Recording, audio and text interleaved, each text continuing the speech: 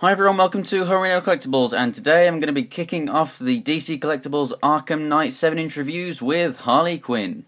I really like the box design for this figure. It is a lot like, other recent figures from DC Collectibles, like the Arrow boxes and whatnot, with the shape of the box and letting you see the side of the figure and all of the accessories that it comes with.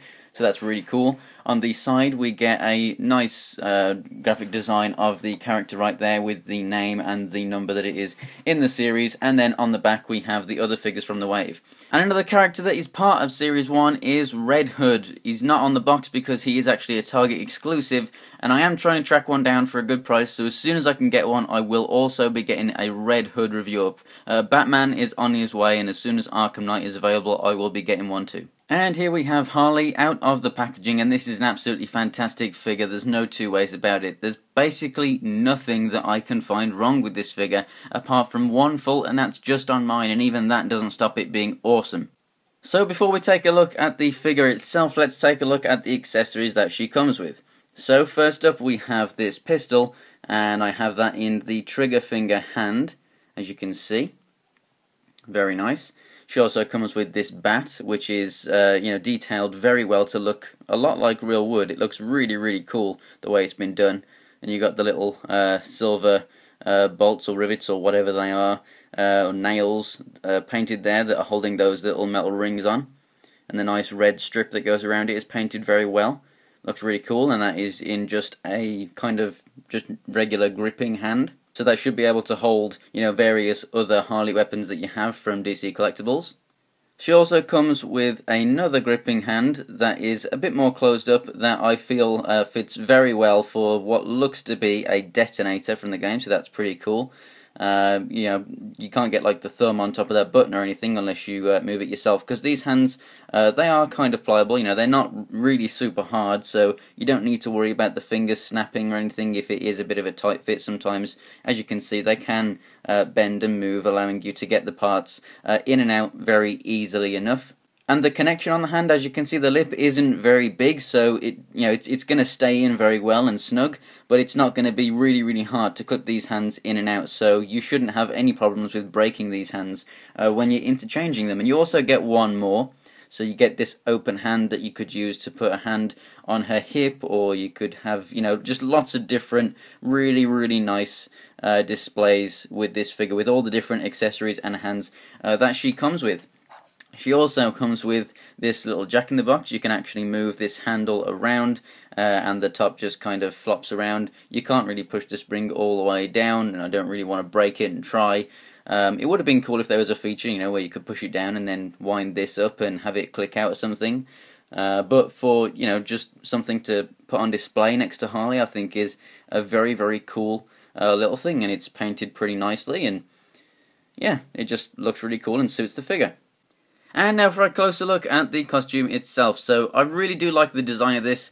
It basically looks like a cross between Arkham Asylum, where you've got the skirt and the shoulder bits and whatnot, and then Arkham City, where you've got these colours of legs and a similar corset and that style hair and everything. I really, really do like the design of this. The paintwork on the figure is done very, very well. I like how they've done the little wash on the hair there to give it the hair dye effect. I like how they've it's ever so slightly got the red on the cheeks there. It's not just smacked on or something. It does look very, very nice and subtle. The line of the white against the hair is done very well. There's no white on the hair and there's no hair on the face paint there, so that's very cool. The eyes are done absolutely fantastically. They're really, really nice and blue. Although they're small, you can see them very, very well. And the paint on the lips is done very well too. As you can see over here, we have different shades of grey over the white here, so it's making it look very dark and gritty.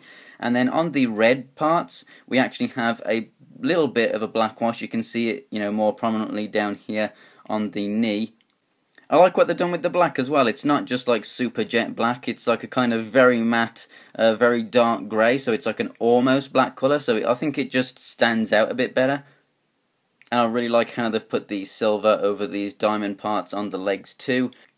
And then down here on the boots, you can see that on this red one, there's a lot more wash than there is on the rest of the figure. And that makes sense, She's walking around in puddles and stuff through Gotham City. Her boots are going to be very dirty, so I really do like that.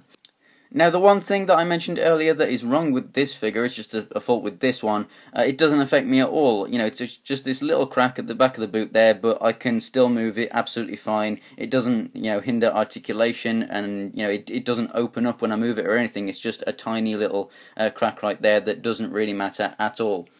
As for the articulation, this figure is very, very good too. So the head is on a double ball peg connected to the neck, so you can get good range of motion up and down, side to side, left and right. You just got to make sure that the ponytails don't hit the costume, but apart from that, she has very good range of motion.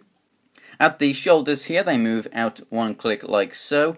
They go all the way around. We have a rotation here at the elbow, and we also have a single jointed hinge right there, so you can get it to move 90 degrees.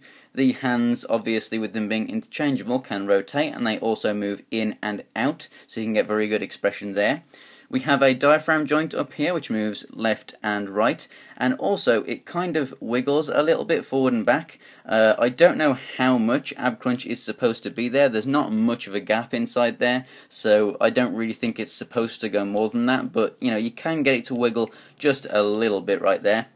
This skirt is actually flexible, so it doesn't hinder that much range of motion. The legs can move all the way out that far. They can go a little bit further as well if you just keep pushing and you know, move the skirt up.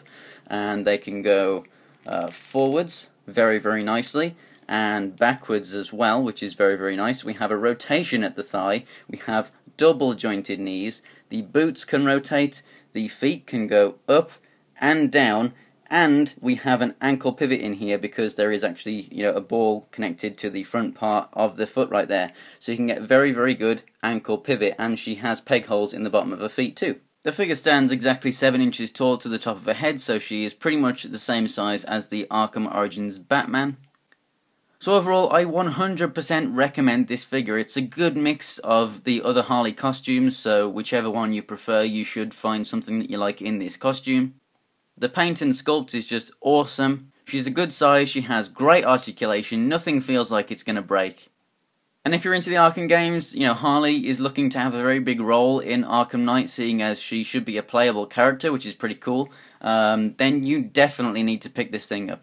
And if you want to see her compared to other Harleys, such as the Arkham Asylum Harley right here in this 4-pack, or if you want to see her compared to this Harley from the Arkham City 4-pack, or the regular Harley too, I'll be showing that in the review for this to show the comparison between those two figures, then stay tuned for the channel because the 4-pack reviews are coming soon.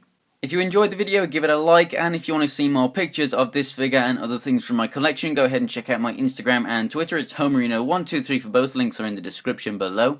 And to see more DC Collectibles reviews, go ahead and subscribe. So thanks for watching guys, and I'll see you next time.